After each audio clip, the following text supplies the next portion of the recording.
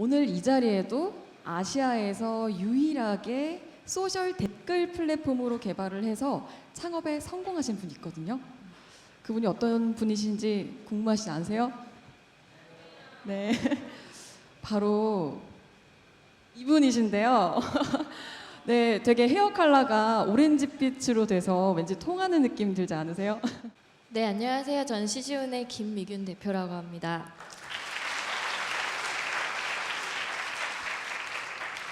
대구 진짜 따뜻하네요. 네, 저희 회사 소개를 좀 드려야 될 것 같아서요. 앞서 영상에서 좀 보셨지만 회사 이름은 시지훈이라고 합니다. 저희 회사는 리액션 컨텐츠 기술 회사라고 해서 정체성은 IT 회사인 거죠. 리액션은 뭐 댓글이나 리뷰, 인증샷 등등이 있을 텐데 인터넷에서는 특히나 이런 리액션들이 커뮤니케이션을 잘하게 만들고 또 더 가치 있게 만들어주고 있죠. 저희 회사는 이런 것들을 잘 할 수 있는 플랫폼들을 만들어 왔습니다. 뭐 인스타그램을 활용한 커머스 솔루션을 만든다거나 소셜 댓글 시스템, 라이브리 같은 것들을 만들어 왔죠. 라이브리는 아시아 최초 댓글 시스템이에요. 소셜 댓글 시스템이에요. 이미 설치된 사이트도 꽤 되고 누적 사용자도 규모가 있는 서비스입니다. 이렇게 생겼는데요. 여러분들이 언론사에서 댓글을 쓰실 때 원래는 언론사마다 아이디가 다 필요한데 저희 솔루션을 쓰시면 기존에 여러분이 가지고 계신 인스타그램이나 페이스북으로 댓글을 다실 수 있고 작성된 댓글은 또 동시에 SNS에 전송됩니다. 그래서 여러분들의 댓글을 친구들이 보게 되는 거죠. 지금 현재 대기업들도 저희 클라이언트이시기도 하지만 특히나 오늘 여기 와 있는 연합뉴스를 비롯해서 많은 언론사들이 쓰고 계셔서 시장 점유율은 저희가 90%가 넘어요. 그래서 여러분들이 온라인에서 뉴스를 보고 댓글을 단다면 저희 라이브러리 확률이 아주 높은 거죠. 그래서 정부기관들도 쓰고 비영리기관들도 쓰고 이제 활발하게 활용되고 있습니다. 이 서비스는 어떻게 시작됐냐면요. 제가 22살이었었던 10년 전, 이렇게 얘기하면 제 나이가 계산이 되시겠죠? 네, 10년 전의 일이에요. 그 당시에는 악성 댓글과 사이버 테러 문제가 굉장히 심각했거든요. 그래서 그걸 좀 해결해 보려던 도전 중에서 이렇게 댓글 시스템이 나오게 됐어요. 댓글이 SNS로 공유되니까 여러분들 욕설 함부로 쓸 수 있을까요? 네, 친구들이 보니까 아무래도 잘 쓰게 되겠죠? 처음에 런칭했을 때 되게 반응이 좋았고 지금도 많은 사랑을 받고 있고요. 악플도 감소하고 뭐 스패머 발견도 용이한 여러 장점을 가지고 있는 솔루션이에요. 효과가 있었을까요? 악성 댓글을 줄였을까요? 표를 보시면 원래 저희 서비스를 설치하기 전에는 정상 댓글보다 5배 악성 댓글이 많았는데, 그러니까 정상 댓글 하나면 악성 댓글 5개였던 거죠. 근데 지금은 2.7%면 100개 중에 2~3개 정도만 악성 댓글로 줄여낸 거죠. 그래서 많은 효과를 보아서 IT 최초 사회적 기업으로도 알려져 있습니다. 이 서비스를 시작하고 이어온 저의 이야기를 좀 하려고 오늘은 준비를 해왔어요. 사실 앞에서는 제가 왜 창업을 했고 저의 아이템이 뭐고 이런 얘기를 할 게는 꽤 있었는데 제가 어쩌다 이 일을 시작하게 됐는지에 대한 얘기는 많이 안 했었어요. 저도 오늘 처음 이런 얘기를 해봅니다. 여러분들이 앞으로 미래를 설계하는 데 있어서 아, 저런 사람도 있었구나 라는 정도가 혹시라도 여러분들이 생각을 하는 계기가 되진 않을까 해서 가져와 봤어요. 저예요. 저 유치원 때. 어때요? 씩씩해 보이죠? 엄청 씩씩했대요. 근데 이때만 하더라도 저는 굉장히 남부러울 것 없는 유년 아기 때 시기를 보냈어요. 부모님도 사업을 하셨는데 어떤 사업 하셨냐면 이제 영화 캐릭터를 판권을 가져오는 거예요. 예를 들면 주라기 공원이면 공룡 캐릭터를 가져다가 필통이나 노트 같은 걸 만드는 인쇄업을 하셨는데 꽤 컸어요. 근데 제가 어릴 적에는 IMF라는 게 터졌었죠. 그래서 부모님들이 그 경제 위기를 넘기지 못하고 부도를 맞이했었어요. 갑자기 이제 하루아침에 이제 빚더미에 올랐었고 저희 가족이 모두 다 이제 생계에 매달려야만 되는 상황을 겪은 거죠. 그래서 갑자기 사모님 소리를 듣던 저희 엄마도 우유 배달을 당장 시작하셨고 뭐 몸이 불편하신 할머니도 빌딩 청소를 하셨고 저 같은 경우도 어린 나이였지만 진짜 그 인형 눈깔 붙인다고 하죠. 네, 그런 부업도 수도 없이 하면서 버텼어야 했었습니다. 특히 저희 아빠는 과일을 파셨는데요. 새벽 시장에 청가물 시장에 나가서 싼 가격에 과일을 사다가 이제 파는 거죠, 동네에서.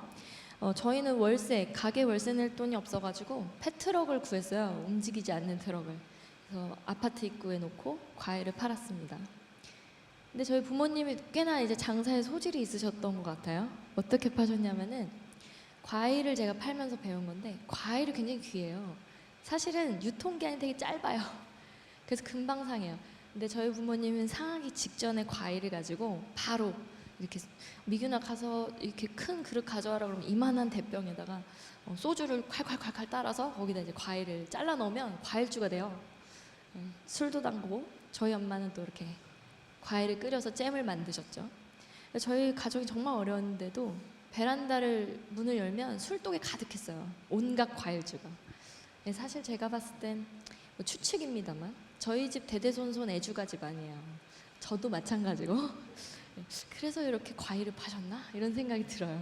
어찌됐건 과일주도 만들고 잼도 만들고. 근데 이거를 동네 사람들이 다 알고 있어요. 뭐 거기 요번에 매실주 담궜잖아. 언제 열어? 그럼 이제 동네 아저씨들이 막 기다리고 있다가 저희 다음 주에 열 겁니다. 이러면은 이제 아저씨들이 그래 그럼 다음 주 언제 열 거야? 막 기다렸다가 그날 여는 날이 되면 동네 분들이 가서 안주 조금씩 사와가지고 이 페트럭 앞에서 술판이 시작되는 거예요. 그래서 막 맛있게 막 먹고 얘기하고 이렇게 돌아갈 때 좀 거나하게 취하시죠. 그럼 어떻게 할까요? 과일을 사가시죠. 네. 그래서 과일을 꽤 팔았어요. 남은 과일 다 줘봐. 그래서 우르랑창 사가셨어요. 그 끝이 아닙니다. 그러고 나면 다음날 어떤 일이 벌어질까요? 아주머니들이 쫓아와요. 왜 우리 양반 이렇게 술을 자꾸 주고 난리야. 그러면 저희 엄마가 그러게 말해요. 좀 적당히 마시지. 근데 제가 일주일 전에 딸기잼을 좀 드릴까요? 네. 그러면 좀 맛있네. 한참 얘기하다가 그러고 보니까 우리 양반이 어제 포도만 사왔어. 사과 좀 줘봐. 이렇게 되는 겁니다. 네. 그래서 엄마 아빠 쿵짝으로 팔기 시작한 과일을 꽤 팔았어요. 제가 이때 배운 건 이겁니다. 어린 나이지만 사실 세상은 더불어 살아가는 곳이에요. 저희들이 과일을 샀을 때 잼을 주거나 술을 드린 게 아니고 사실 그냥 나눠 먹은 거죠. 그 마음이 사실 통해서 과일도 사게 되고 더불어 살아가는 거죠. 그래서 여러분들이 받을 것보다는 줄 걸 먼저 생각하는 게 먼 비전이더라고요. 좋은 방법이더라고요. 살아가는 데 있어서 지혜인 것 같습니다. 이어서 얘기하면은 저희 집안이 굉장히 어려웠잖아요. 저는 급식비 낼 돈도 없어서 너무 힘들었었어요. 게다가 동생들도 있는데 그 장학금을 받아야 되겠는 거예요. 근데 성적 장학금 받기가 보통 쉬운 게 아니잖아요. 그래서 저는 이제 머리를 굴려서 임원을 했어요. 막 반장, 부반장 이런 거 이제 계속 한 거죠. 그랬더니 초등학교 전교부회장, 전교회장, 중학교 전교회장, 고등학교 전교부회장 계속 한 거예요. 그래서 계속 임원만 하다가 저는 또 학교가 더 시골이어가지고 한 번 반장은 영원한 반장 이런 거 있잖아요. 근데 그 당시에 제가 남양주시에서 학교를 다녔는데 그 시에서 놀라운 일을 해요. 각 학교에 전교회장들을 다 불러가지고 앉혀놓고 그래 남양주시 청소년들은 뭘 원하니? 라고 물어봤어요. 그 당시에 저희들이 원했던 건 사실 두발자유화였거든요. 여러분들 지금 머리 기신 분도 계신데 저 때는 똑단발이었어요. 칼같이 스포츠 머리에 1cm 막 이랬단 말이에요.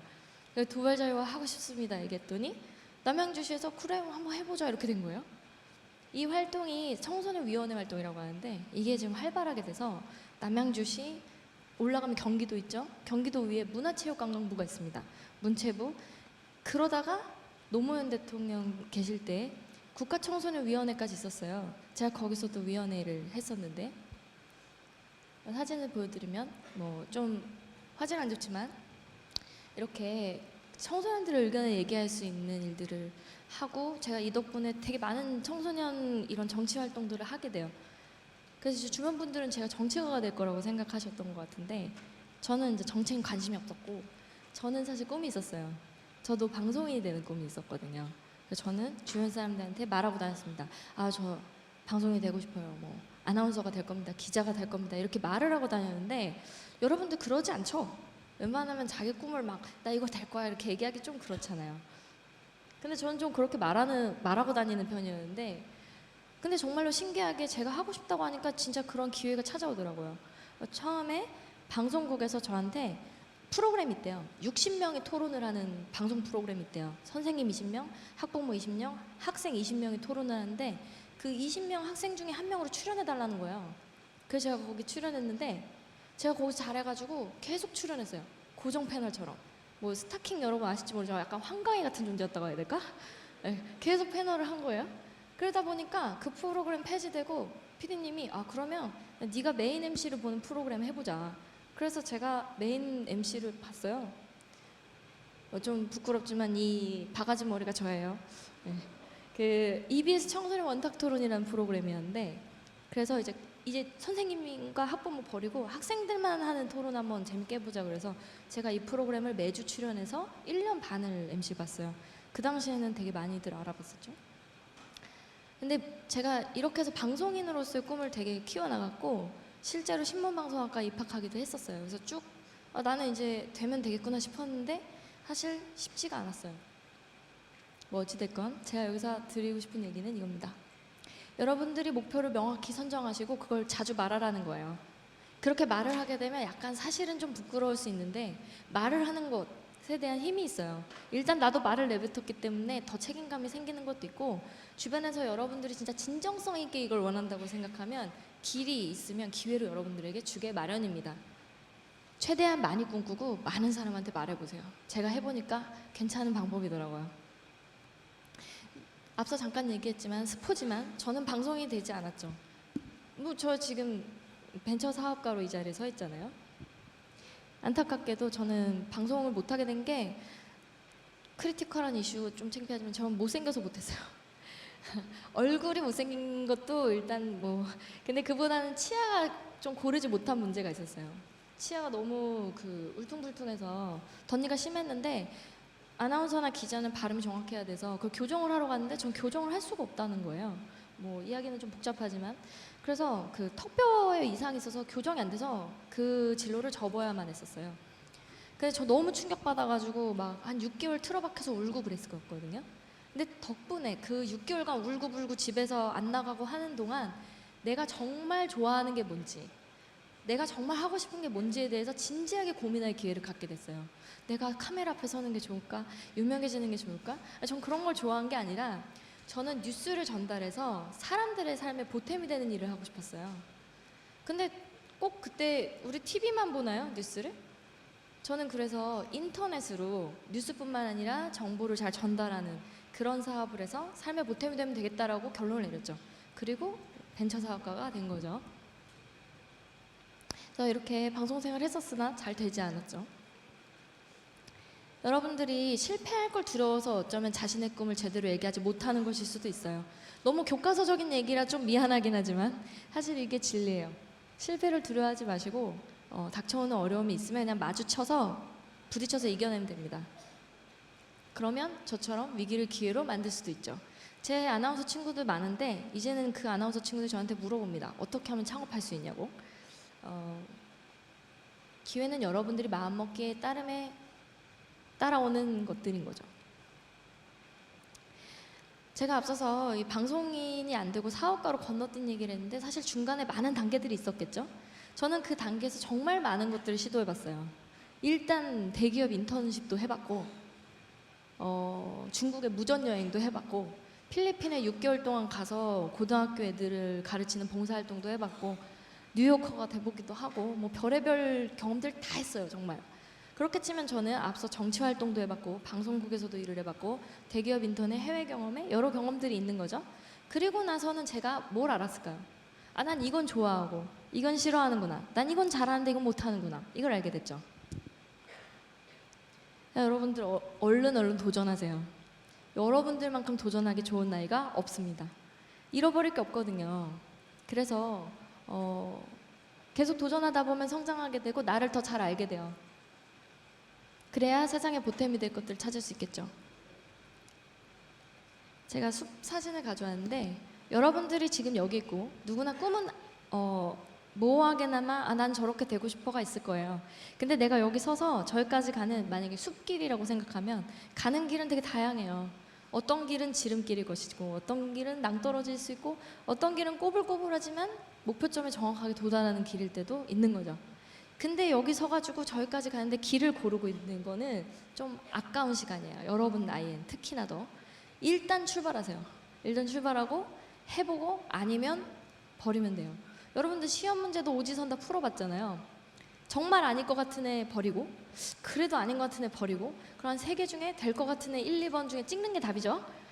네, 근데 어찌됐든 여러분들이 문제를 풀 때도 아닌 것 같은 답을 지워가면서 정답에 가까워지고 있는 것처럼 인생도 똑같이 그렇게 하시면 돼요.